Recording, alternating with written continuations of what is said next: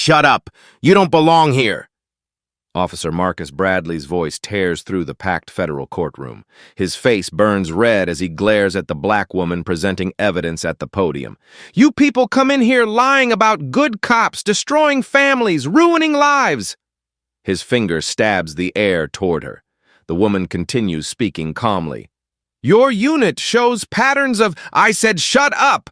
Bradley charges forward, boots pounding marble. 20 phones start recording. She doesn't move, doesn't flinch, just keeps talking in that steady, professional voice that drives him insane. The slap echoes like a gunshot. Her head snaps sideways. The courtroom explodes in gasps. Know your place!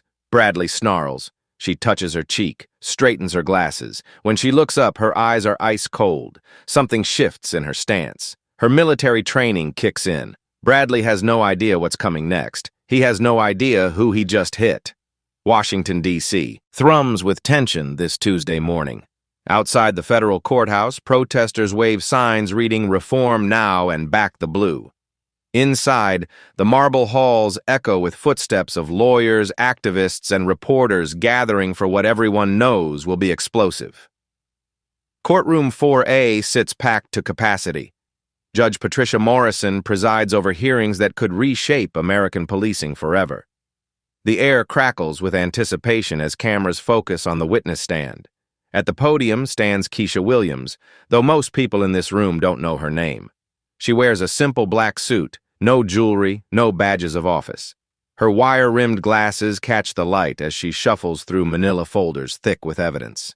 To everyone watching, she looks like just another expert witness, maybe a professor, maybe a researcher. They have no idea she's a sitting member of Congress. Williams keeps her identity hidden on purpose. She wants her evidence to speak, not her political status. Her soft voice carries clearly through the courtroom microphone as she presents statistics that make seasoned officers shift uncomfortably. In the past 3 years, excessive force complaints have increased 43% in predominantly minority neighborhoods, she says, clicking to her next slide. Behind her, Officer Marcus Bradley stands at attention by the courtroom's side door. He was transferred here just last week from the 4th District. Disciplinary action disguised as a promotion. His supervisor told him he'd be providing security for another one of those police misconduct hearings. Bradley didn't bother reading the briefing materials. He figured it was the same old story. Activists and troublemakers trying to tear down everything he'd spent 15 years building. At 38, Bradley comes from 3 generations of cops. His grandfather walked the beat in the 1960s. His father became a detective before taking a bullet in 1995. His brother died in the line of duty just 2 years ago. To Bradley, the badge isn't just a job, it's sacred family heritage. He watches Williams with growing anger. Everything about her irritates him. Her calm demeanor, her fancy charts and graphs, the way she speaks like she knows what it's really like out there on the streets. Bradley doesn't know that Williams served 2 tours in Afghanistan as a Marine Corps captain. He doesn't know she earned a Bronze Star for valor. He doesn't know she can disarm a man twice her size in under 4 seconds. All he sees is another privileged activist with an agenda. Williams continues her presentation, unaware of Bradley's growing hostility. She's dealt with hostile audiences before. Angry town halls, contentious committee meetings, late-night congressional sessions that stretched until dawn. This feels routine.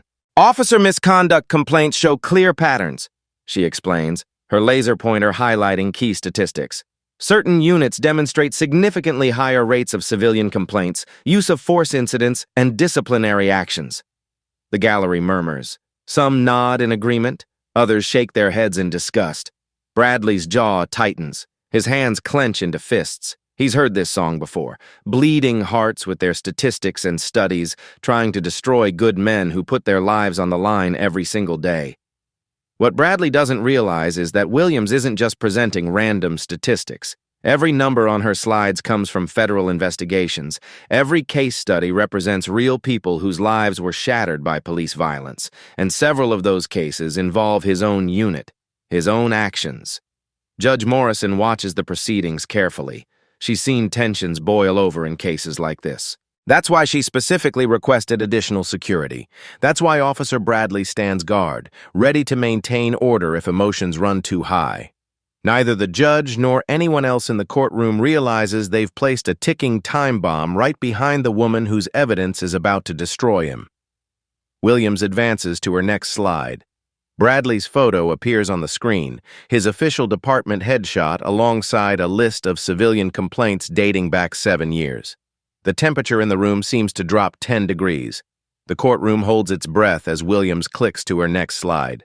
Bradley's official police photograph fills the screen, his dress blues, confident smile, 7 years of civilian complaints scrolling below. Case Study 12 involves Officer Marcus Bradley, District 4. Williams announces calmly. Bradley's face burns red. Every person in that packed courtroom stares at his photo while she reads his dirty laundry. Excessive force complaint, March 2019. Racial profiling, June 2019. Unauthorized arrest, September 2020. That's not true. Bradley mutters loud enough for others to hear. Judge Morrison's gavel taps. Officer, maintain silence. Williams clicks to video footage. Grainy body cam shows Bradley yanking a black teenager from a car during a traffic stop. The kid's hands are raised, terrified. Bradley slams him against the vehicle anyway. The gallery gasps. Suspect sustained broken wrist, facial lacerations, no weapons found, no drugs, no warrants, Williams states matter-of-factly. Bradley's hands shake with rage. She's making him look like a monster. She wasn't there. Another video plays. Bradley shouting at a Hispanic woman during a domestic call. When she doesn't understand English fast enough, he grabs her arm roughly. Ma'am, when an officer gives orders, you follow immediately. His recorded voice echoes. The woman cries, trying to explain. Bradley isn't listening.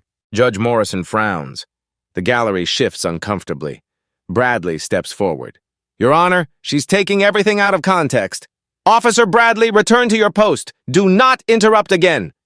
Williams glances at him for the first time. Their eyes meet across the marble floor. She sees a man on the edge. He sees an enemy destroying his life. Williams turns back to her microphone. The pattern continues through 17 documented incidents. Bradley's radio crackles with his supervisor's warning to stay in position, but Bradley's not listening anymore. All he hears is his reputation dying one statistic at a time. Day 2 arrives with Bradley seething over his public humiliation. That woman destroyed his reputation in front of cameras, colleagues, and complete strangers. He needs answers. During his lunch break, Bradley corners Officer Martinez from courthouse security. Who is that woman testifying about police misconduct? Martinez shrugs. Some expert witness. Why? She had access to my internal files, my body cam footage. How do some activists get federal investigation materials? Maybe she's connected, Martinez suggests. You know how these hearings work. They bring in professors, researchers, and people with credentials. Bradley nods, satisfied with that explanation. In his mind, Williams represents the liberal elite, privileged academics who've never walked a real beat but think they understand police work. He spends his evening researching online. He finds a few articles mentioning police reform expert Keisha Williams, but focuses only on comment sections calling her anti-cop and radical. Bradley never notices the small print identifying her as Congresswoman Williams. His rage filters out anything that doesn't confirm his assumptions. Day 3 brings fresh hell. Williams presents audio recordings from police radio chatter. Bradley's voice crackles through courtroom speakers during a robbery response last year. Units responding to armed robbery, suspects described as 3 black males, early 20s. Normal so far. Then Williams plays the unedited version. Units responding 3 black males, usual suspects doing usual suspect things. Bradley's recorded voice continues with obvious disdain. The courtroom tenses. Bradley's casual racism broadcasts in high definition. Williams moves to another recording. Bradley and his partner discussing a traffic stop. Another one driving while black, Bradley's voice laughs. Let's see what we can find. Gallery members gasp. Some shake their heads in disgust. Bradley's face turns purple. These recordings were supposed to be confidential. How does this woman have access to internal police communications? Judge Morrison maintains stern order, but her disapproval shows clearly. Your Honor, Bradley interrupts again, those recordings are taken completely out of context. Officer Bradley, final warning. One more outburst and you'll be removed from this courtroom. Williams doesn't even look at him. She advances to her next exhibit with professional calm that drives Bradley insane. Day 4 escalates further.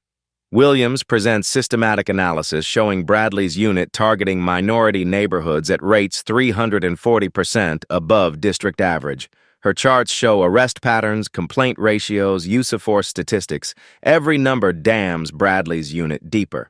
Statistical analysis reveals clear bias in enforcement patterns, Williams explains. Traffic stops in predominantly black neighborhoods occur at rates dramatically exceeding population demographics. Bradley can't stay quiet.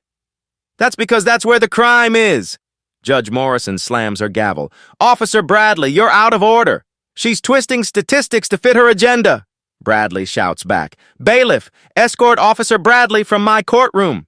2 court officers move toward Bradley, but he raises his hands. I'll control myself, Your Honor, please. Judge Morrison studies him carefully. Last chance, officer. One more disruption and you're banned from these proceedings. Bradley returns to his post, burning with humiliation.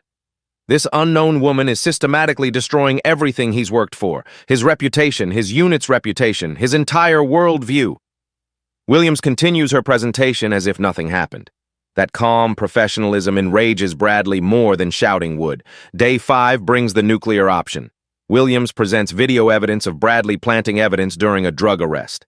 The body cam footage is crystal clear. Bradley approaches a suspect's car during a traffic stop.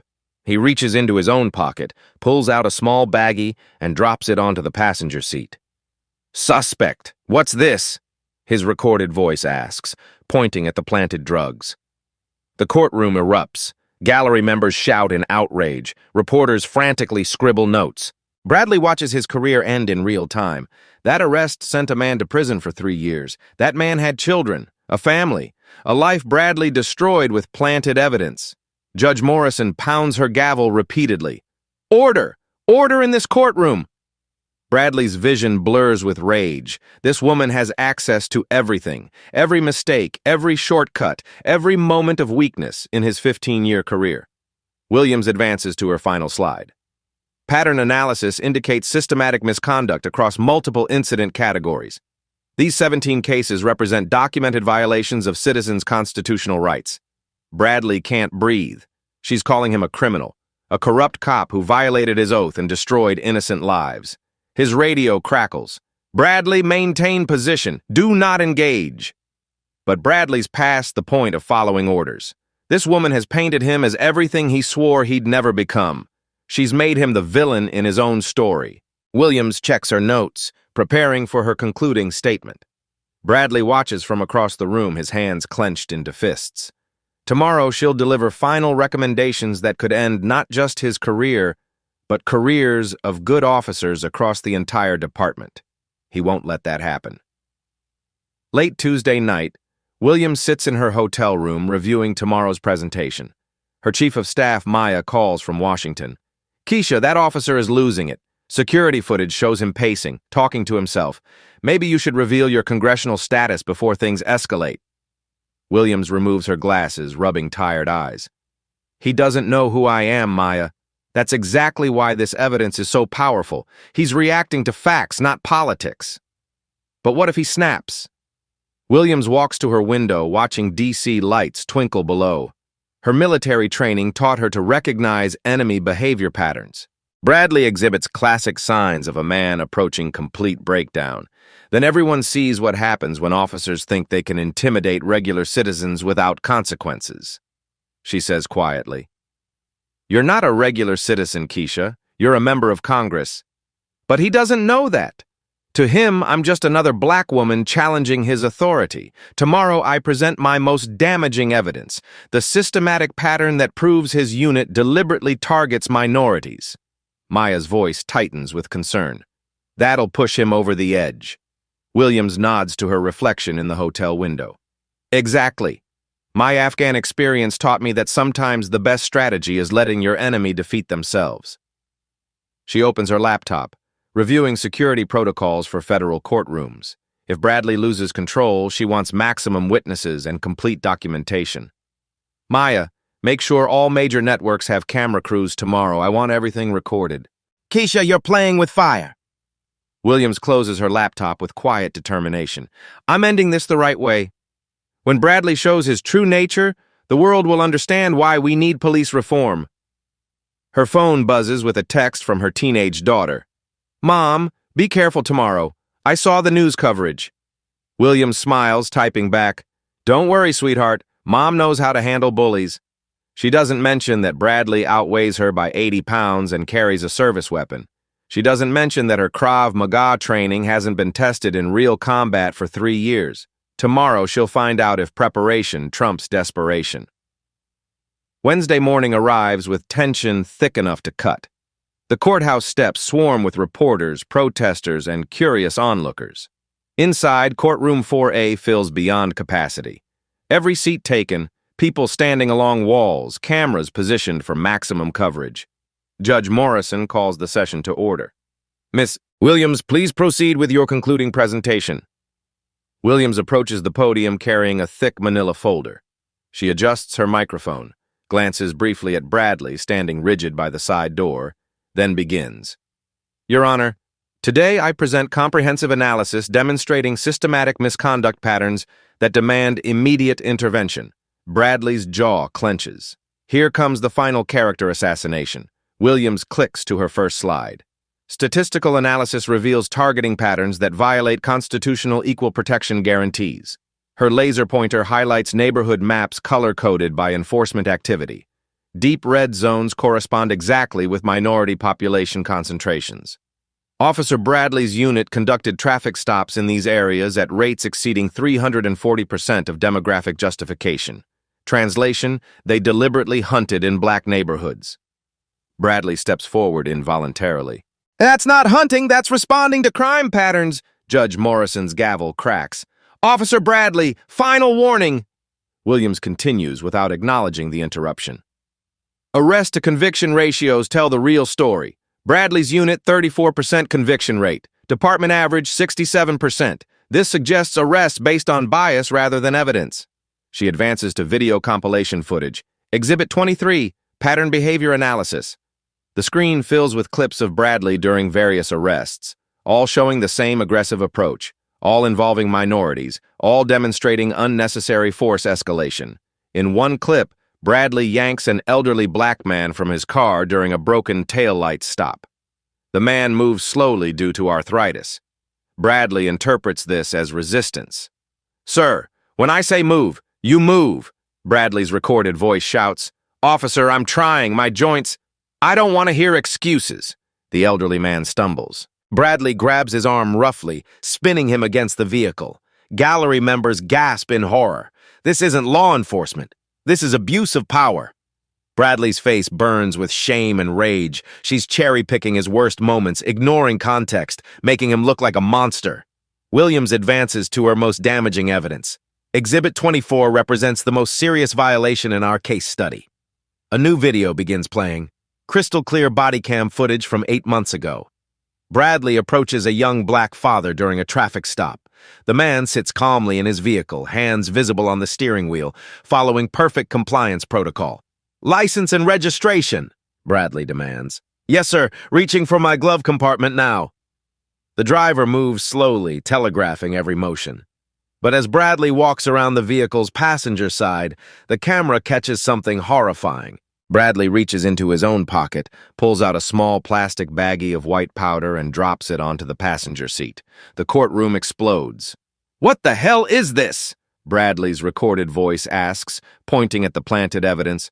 Officer, I don't know what that is. I've never seen that before. Step out of the vehicle. You're under arrest for possession of cocaine. The video continues showing Bradley handcuffing the terrified father while his 3-year-old daughter screams from her car seat. Gallery members shout in outrage, Monster! Corrupt cop! How many others? Judge Morrison pounds her gavel repeatedly. Order! Order in this courtroom! Bradley watches his world collapse in high definition. That arrest destroyed a family. The father lost his job, his apartment, his custody rights, all because Bradley needed to boost his drug arrest statistics. Williams lets the video impact sink in before speaking again. This fabricated arrest sent an innocent man to prison for 18 months. His daughter grew up without her father because Officer Bradley planted evidence. Bradley can't breathe. The walls close in. Every face in that courtroom looks at him with disgust and hatred. "Your Honor, she's lying!" he shouts desperately. "That video is edited. It's fake news!" "Officer Bradley, you're out of order. She's destroying innocent officers with doctored evidence." Williams turns slightly, making eye contact with Bradley for the second time. Her voice remains professionally calm. "Officer, Federal Forensic Analysis confirms video authenticity. No editing, no manipulation." Bradley's mind snaps. This woman has systematically destroyed his reputation, his career, his entire identity. She's made him the poster child for everything wrong with American policing. "You don't know what you're talking about!" Bradley roars, abandoning his post. His heavy boots thunder on marble as he storms toward the podium. 20 phones start recording. News cameras swivel to follow his approach. "You activists come in here with your lies and statistics, trying to destroy good men who risk their lives every day." Williams doesn't move, don't step back, doesn't show fear. "You've never walked a beat, never faced down a gang member, never held a dying partner." Bradley's voice cracks with emotion and rage. He reaches the podium in 5 quick strides. Williams continues speaking into her microphone with unshakable composure. "Pattern analysis indicates systematic targeting of minority communities through—" "Shut up!" Bradley's hand flies across her face with the sound of a thunderclap. The slap echoes through absolute silence. Her head snaps sideways. Her glasses fly off, clattering on marble. "Know your place and keep your mouth shut, you lying bitch!" Time freezes. Every camera captures the moment. Every witness holds their breath. Williams touches her reddening cheek. She bends calmly to retrieve her glasses, never breaking eye contact with Bradley. When she straightens, something has changed in her posture. Her shoulders square. Her stance widens slightly. Military bearing replaces academic demeanor. Bradley raises his hand for a second blow. Williams moves. 3 seconds of precision violence unfold in slow motion. Second one. Williams catches Bradley's descending wrist with her left hand, stopping his swing mid-arc. Second 2. She steps inside his reach and drives her right palm upward into his solar plexus. The strike hits with surgical accuracy, disrupting his diaphragm and short-circuiting his nervous system. Second 3. As Bradley doubles over gasping, Williams follows with an upward elbow strike to his jaw. The impact snaps his head back and switches off his consciousness like a light bulb. Bradley drops like a felled tree. His 210-pound frame hits marble with a sickening thud. The courtroom erupts in chaos. People scream, cameras flash. Judge Morrison's gavel pounds uselessly. Williams calmly adjusts her glasses and returns to the microphone. "As I was saying, Your Honor, systematic misconduct requires systematic reform." Bradley lies motionless on cold marble, his career ending where his arrogance began. The viral video explodes across social media within minutes. #Congresswoman knockout trends worldwide. The 3-second clip of Williams destroying Bradley gets 50 million views in 6 hours. But the celebration doesn't last long. Thursday morning brings federal charges against Williams that shock everyone. Assault and battery on a police officer, assault on a federal employee, disturbing the peace in a federal courthouse. Each charge carries potential prison time. The legal trap springs with devastating precision. District Attorney Marcus Thompson, an ambitious prosecutor with political aspirations, holds a press conference outside the courthouse. News crews pack the steps where protesters gathered just days before. "Congresswoman Williams may claim self-defense, but the evidence tells a different story," Thompson announces to rolling cameras. "She used military-level violence against Officer Bradley, who was attempting to maintain courtroom order." Thompson plays the viral video in slow motion, frame by frame. Officer Bradley placed his hand on Miss Williams' shoulder, a standard restraint technique. Her response was immediate, brutal, and excessive. He pauses the video at the moment of impact. Bradley's unconscious body froze mid-fall. "Ladies and gentlemen, Congresswoman Williams's hands are registered as deadly weapons due to her military training. She chose violence when de-escalation was possible." The media narrative shifts overnight.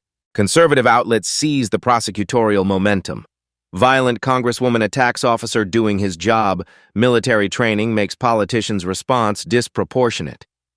Should elected officials be allowed to assault law enforcement? Williams finds herself isolated as colleagues distance themselves from controversy. Congressional leadership suggests she step back from the police reform bill pending legal resolution. Her approval ratings plummet from 74% to 31% in 3 days. Meanwhile, Bradley transforms from villain to victim with masterful public relations. He appears on news shows wearing a neck brace and speaking with a slight slur that medical experts privately call performance symptoms. "I was just trying to restore order in that courtroom," Bradley tells sympathetic interviewers. "Yes, I touched her shoulder, gently, to guide her back to appropriate behavior." Her response was like being hit by a professional fighter. The neck brace becomes his prop. The bandaged forehead adds visual sympathy. Bradley's lawyers coach him on victim language and traumatic stress responses. "I have children, you know," Bradley continues, his voice breaking slightly. "They saw their father knocked unconscious on national television by someone who's supposed to represent justice and fairness. Public opinion splits dangerously. #Justice for Bradley battles #Stand with Keisha across social media platforms. Police unions rally around Bradley as a symbol of officers under attack. They organize protests outside Williams' district office, demanding her resignation. "First they attack our budgets, then our reputations, now they're physically assaulting officers," declares police union president Mike Sullivan. "Congresswoman Williams represents everything wrong with anti-police sentiment in America." Thompson builds his case methodically. Medical experts testify about Bradley's injuries: mild concussion, whiplash, potential long-term cognitive effects. The prosecution argues Williams' military training obligated her to show restraint. She could have called for help, Thompson argues in pretrial hearings. She could have stepped away. She could have used verbal de-escalation. Instead, she chose to deploy lethal force against a police officer. Defense attorneys line up to represent Williams, but she makes a stunning decision that shocks everyone. She'll defend herself. Maya pleads with her during a strategy session in Williams' congressional office. "Keisha, you can't. This isn't a political hearing. This is a criminal court. They want to put you in prison." Williams sits calmly behind her desk, reviewing case law. "Maya, I spent my military career defending constitutional principles. I won't hide behind expensive lawyers when those same principles are under attack." "But you could lose everything. I could lose everything by staying silent, too." Williams closes her law books with quiet determination. "If I let them criminalize self-defense, every woman who fights back becomes a potential felon." The pretrial discovery process reveals the case's true nature. Williams's legal team uncovers evidence Thompson tried to suppress.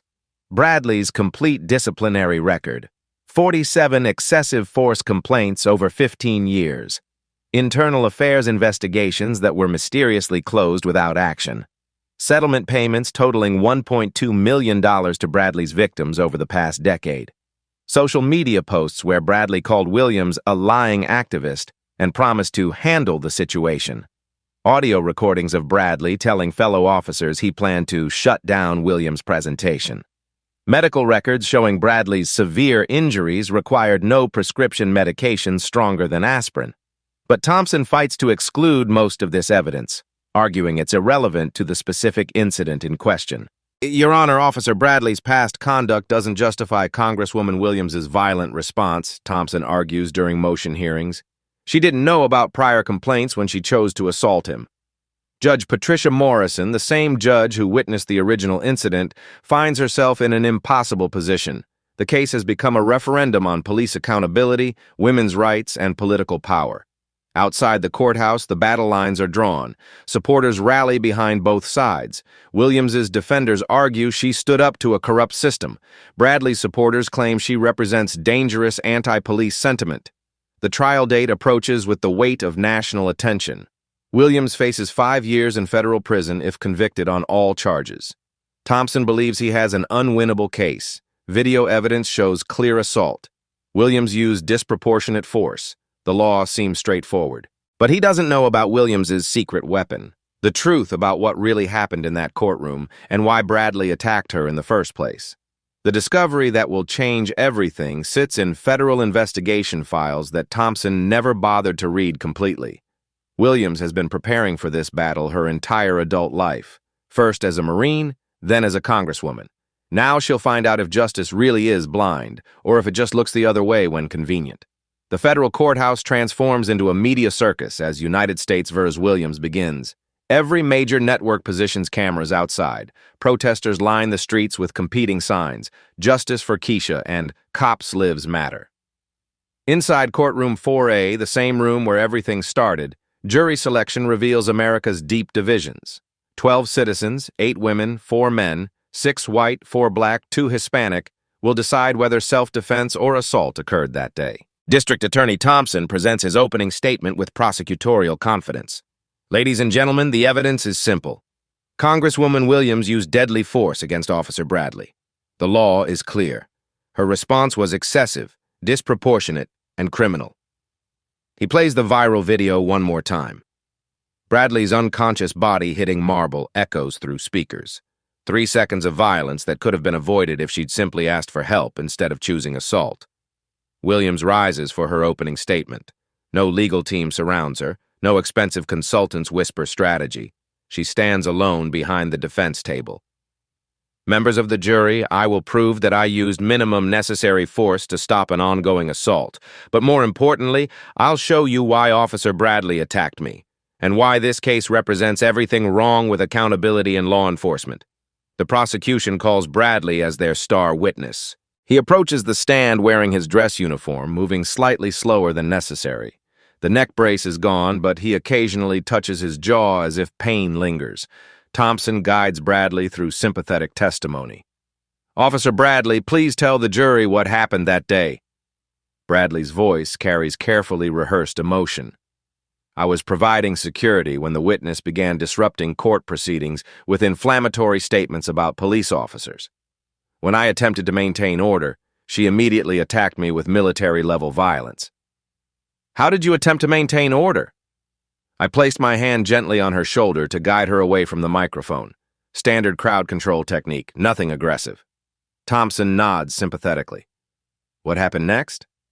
She grabbed my wrist and started hitting me. Everything went black after that. Next thing I remember, I was waking up on the floor with paramedics checking my pulse. The prosecution's medical expert testifies about Bradley's injuries. Mild concussion, whiplash, possible long-term cognitive effects from the assault. Thompson builds his case methodically. Williams used excessive force. Her military training made her dangerous. Bradley was just doing his job. Then Williams begins her cross-examination of Bradley. She approaches the witness stand with quiet intensity, carrying a thick folder of documents. Her voice remains professionally calm, but something predatory lurks beneath the surface. Officer Bradley, you testified that you gently touched my shoulder. Let's examine that claim. Williams activates the courtroom's video system. The viral footage appears on screens throughout the room. Officer Bradley, does this look gentle to you? The video plays in slow motion, Bradley's open palm striking Williams's face with obvious force. The crack of impact echoes through speakers. Bradley shifts uncomfortably. The camera angle is misleading. I see, so you're claiming this video is inaccurate? Camera angles can be deceptive. Williams advances to her next line of attack. Officer Bradley, how many excessive force complaints have you received in your 15-year career? Thompson objects. Relevance, Your Honor. I'll allow it, Judge Morrison rules. Bradley hesitates. A few. It comes with the job. A few? Let's be specific. Williams opens her folder. 47 complaints, isn't that correct? Objection. Overruled. Answer the question, Officer Bradley. Bradley's confident demeanor cracks slightly. Yes, but most were unfounded. Most? According to internal affairs records, how many resulted in disciplinary action? Bradley's lawyer whispers urgently, but Williams continues relentlessly. 12 sustained complaints, Officer Bradley. 12 times your department found you guilty of misconduct, yet you remained on active duty. Why? Thompson objects repeatedly, but the damage accumulates. Williams systematically dismantles Bradley's credibility with his own recorded actions. She presents audio recordings of Bradley using racial slurs during arrests, video footage of him planting evidence, witness testimony about his threatening behavior toward civilians. Officer Bradley, on March 15, 2021, you told Officer Martinez, and I quote, "Sometimes these people need to be reminded who's really in charge." What did you mean by these people? Bradley's composure completely collapses. I meant criminals, people who don't respect authority. You meant black people, didn't you? No, that's not what I meant. Williams plays another recording. Bradley's voice fills the courtroom. Another driving while black situation. Let's see what we can pin on this one. The jury watches Bradley's face turn red with embarrassment and rage. Officer Bradley, isn't it true that you attacked me because you couldn't tolerate a black woman presenting evidence of your misconduct? That's not true. Isn't it true that you never bothered to learn my identity because you assumed I was just another troublemaker you could intimidate? Bradley explodes exactly as Williams predicted. You people always play the race card. You got your position because of affirmative action, not because you earned it. The courtroom gasps. Thompson buries his head in his hands. Bradley's mask finally falls completely. Williams remains ice-cold calm. Thank you, Officer Bradley. No further questions. Williams takes the stand in her own defense. She speaks directly to the jury with quiet authority. Members of the jury, I served 2 tours in Afghanistan defending American principles. I've faced enemy fire, improvised explosives, and life-threatening situations most people can't imagine. She pauses, making eye contact with each juror. Officer Bradley slapped me because he thought I was powerless. He thought he could silence me with violence because I appeared to be just another black woman he could intimidate. Williams describes her military training in precise detail. Krav Maga teaches proportional response. I could have broken Officer Bradley's neck. I could have crushed his windpipe. I could have inflicted permanent damage. She demonstrates the movements in slow motion, showing the jury exactly how controlled her response was. Instead, I used the minimum force necessary to stop his assault. 3 strikes: block, disable, neutralize, textbook defensive technique. Thompson's cross-examination fails miserably. Williams answers every question with calm precision, never losing composure despite aggressive questioning. The closing arguments reveal the case's true stakes. Thompson makes a final plea. Congresswoman Williams chose violence when other options existed. The law applies equally to everyone, regardless of political position. Williams addresses the jury one last time. Officer Bradley represents a system that believes some people can be assaulted without consequences. Today, you decide whether that system is right. Jury deliberation lasts 4 hours and 17 minutes. When they return, the foreman stands. On the charge of assault and battery, we find the defendant not guilty. The courtroom erupts in celebration. Williams maintains her composure, but tears glisten in her eyes. Justice has been served, but the real victory is just beginning. The courthouse steps explode into celebration as Williams emerges victorious. Supporters lift signs reading "Justice served" and "Self-defense is not a crime." Cameras capture every moment as she addresses the crowd with quiet dignity. Today proves that no one, regardless of their badge or position, is above the law, Williams declares. And no one, regardless of their race or gender, is below its protection. The crowd roars approval. Chants of "Keisha, Keisha" echo off federal building walls. Bradley's downfall accelerates rapidly. Within hours of the verdict, the Metropolitan Police Department fires him for conduct unbecoming an officer. His union, embarrassed by his racist courtroom outburst, withdraws all support. Federal prosecutors file civil rights violation charges based on his recorded statements and planted evidence. The FBI opens investigations into every arrest Bradley made over 15 years. Dozens of wrongfully convicted victims line up with lawyers demanding justice. Bradley's personal life crumbles simultaneously. His wife files for divorce, citing irreconcilable differences and public humiliation. His children refuse contact, ashamed to share his name. The family home goes into foreclosure as legal bills mount. His pension disappears due to felony conviction. Job applications get rejected the moment employers Google his name. The viral video of his knockout follows him everywhere, a permanent reminder of consequences. Meanwhile, Williams experiences complete vindication on every front. Her approval ratings skyrocket to 84%, the highest for any freshman congresswoman in decades. Congressional leadership apologizes for distancing themselves and fast-tracks her police reform legislation. The Marcus Garvey Police Accountability Act passes both houses with overwhelming bipartisan support. House vote 289, 146. Senate vote 64-36. The president signs it in a Rose Garden ceremony with Williams at his side. The legislation revolutionizes American policing overnight. Body cameras become mandatory for all federal law enforcement. Independent oversight boards gain subpoena power. Officers with excessive force complaints face automatic review. Williams' story spreads globally, inspiring similar reforms worldwide. The Williams Standard becomes international shorthand for proportional self-defense against authority figures who abuse their power. #Stand Up Like Keisha trends across social media platforms as millions share stories of standing up to bullies. Self-defense academies report 400% enrollment increases, particularly among women of color. The viral video takes on mythical status, 3 seconds of precision that changed everything. Military academies study Williams's technique. Diplomatic training programs use her composure under pressure as a case study. Personal transformation follows professional vindication. Williams receives thousands of marriage proposals from admirers worldwide, but chooses to remarry quietly. A fellow veteran who respects her independence and strength. Her teenage daughter, inspired by her mother's courage, receives an appointment to West Point. "I want to serve like Mom did," she tells reporters, "but maybe I'll become president instead of Congresswoman." Williams keeps a photo of Bradley's arrest on her congressional office desk, not for revenge, but as a reminder that preparation prevents problems. When visitors ask about it, she simply says, "That's what happens when you assume you know who you're dealing with." 6 months later, documented changes reshape American law enforcement. Police misconduct complaints drop 67% in major cities as officers realize actions have consequences.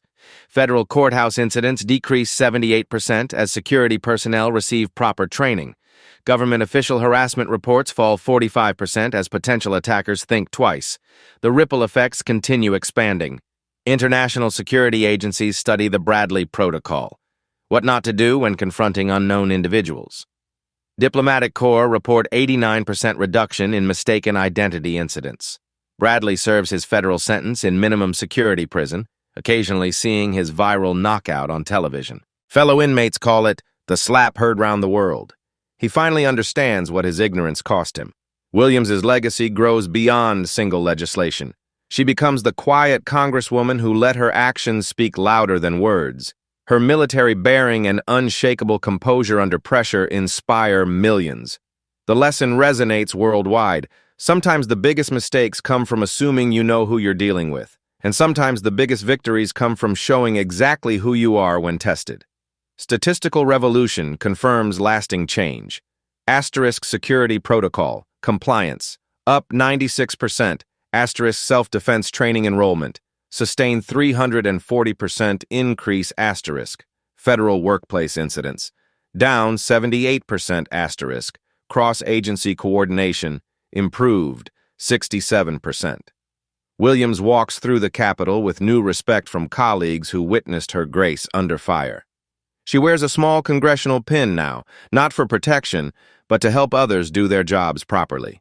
But the story's impact reaches far beyond one courthouse, one cop, or even one congresswoman. It proves that courage, preparation, and composure can change the world when someone finally says, "Enough." 2 years later, the anniversary of the slap that changed everything became National Recognition Day, celebrating the importance of knowing who you serve and protect before making assumptions. The Bradley Protocol, named ironically after the officer whose ignorance sparked worldwide reform, revolutionizes security training globally. Federal buildings from Washington to Tokyo implement verify before confront procedures. Diplomatic incidents drop 89% as officials properly identify visitors before challenging them. Williams chairs the House Judiciary Subcommittee on Civil Rights, having authored 23 pieces of landmark legislation. Nobel Peace Prize nomination arrives for her criminal justice reform work. Time magazine names her Person of the Decade for reshaping American policing through 3 seconds of courage. The viral video continues generating 15,000 daily views across platforms. Studied in self-defense classes worldwide, analyzed in diplomatic training seminars, memed into dozens of languages. It symbolizes consequences for willful ignorance and the power of preparation over assumption. Educational revolution spreads globally. Keisha Williams Leadership Institutes operate in 31 cities, teaching situational awareness and constitutional civics. Military academies include her case study and command training. Corporate America adopts verification before confrontation policies. International impact stories flood social media. Tokyo security guards prevent diplomatic incidents by properly identifying visiting congressmen before challenging suspicious behavior. A London police officer credits Williams's story for making him verify credentials before confronting civilians who turned out to be undercover MI5. Berlin government buildings adopt Bradley prevention protocols. #verify before confronting becomes a global hashtag with 2.8 million posts. Government workers worldwide wear better identification. Security forces implement assumption audits examining bias in threat assessment. Bradley serves year 4 of federal sentence, working in the prison library helping inmates with legal research. Divorced, minimal contact with children who changed their surnames. Occasional interviews where he admits, "I destroyed my life because I chose not to learn who I was supposed to protect." His story becomes a cautionary tale taught in police academies. What happens when officers let prejudice override procedure? Personal transformation stories inspire millions. Maria, 28. Watching William stay calm under attack taught me to control my reactions during crisis situations. David, 35. Security guard who credits training from Williams's case with preventing workplace violence through proper identification procedures. Ashley, 19. West Point cadet inspired by Williams's military bearing under pressure. Statistical revolution continues 2 years later. Asterisk government official harassment. Down 71%, asterisk mistaken identity confrontations. Down 84%, asterisk security protocol compliance. Up 98%, asterisk federal workplace incidents. Down 81%, Williams' approval rating holds steady at 79%. Presidential speculation grows as colleagues recognize her unique combination of military experience, legislative skill, and proven grace under fire. She still rides Metro to work, now with discreet security. Her daughter graduated valedictorian, heading to West Point following maternal footsteps. Williams keeps an updated photo of Bradley in prison uniform, reminder that choices have lasting consequences. The continuing legacy? Williams' calm response becomes a textbook example of leadership under pressure, studied by everyone from diplomats to CEOs to parents teaching children about conflict resolution.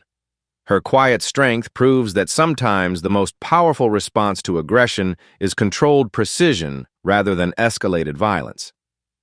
Call to action. The story of Keisha Williams proves that sometimes life's most important moments come when we're tested by people who completely underestimate us. Have you ever watched someone's assumptions destroy their entire future in real time? Share this story if you believe in the power of staying calm under pressure and letting your actions speak louder than your words. Hit that subscribe button for more incredible stories of ordinary people who became extraordinary by refusing to let others define their limits. Most importantly, when was the last time you verified who you were dealing with before making dangerous assumptions? Share your story about the importance of proper preparation in the comments below. Let's build a community that chooses verification over assumption. Remember, in a world full of Bradleys making assumptions, be a Williams.